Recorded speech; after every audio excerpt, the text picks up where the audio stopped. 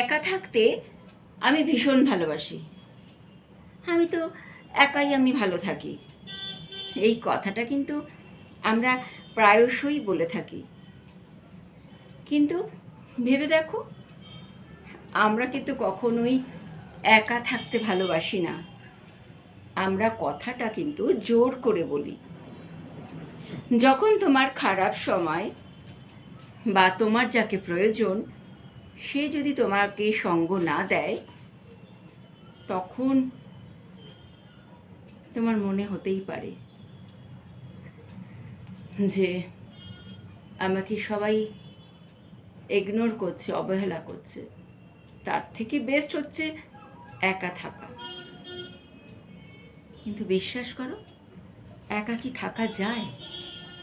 তুমি কত রকমভাবে একা থাকবে।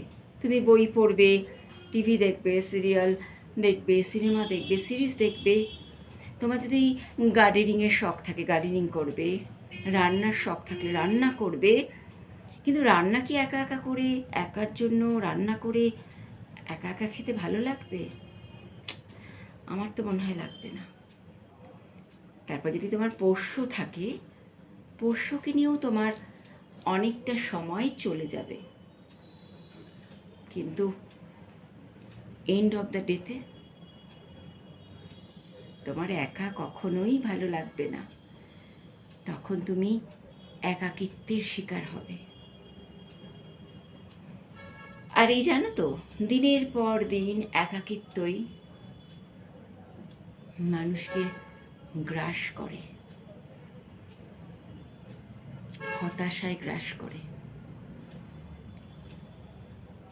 তাই আমরা যতই মুখে বলি যে একাকিত্ব আমার বেশ ভালো লাগে, আমরা জোর করে বলি আমাদের মনকে সান্ত্বনা দেওয়ার জন্য।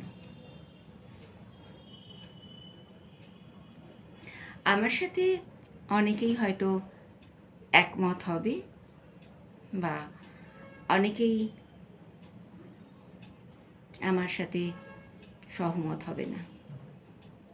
কিন্তু আমি এটা রিয়েলাইজ করলাম, একা থাকা যায় না। অনেকেই থাকতে হয়, কিছু করার উপায় নেই, বাধ্য হয়েই থাকতে হয়। তার কাছে হয়তো আর কোনো অপশান নেই, তাই তারা একাই থাকে। কিন্তু যে থাকে সে জানে যে একাকিত্ব কতটা ভয়ঙ্কর। ভালো থেকো সবাই।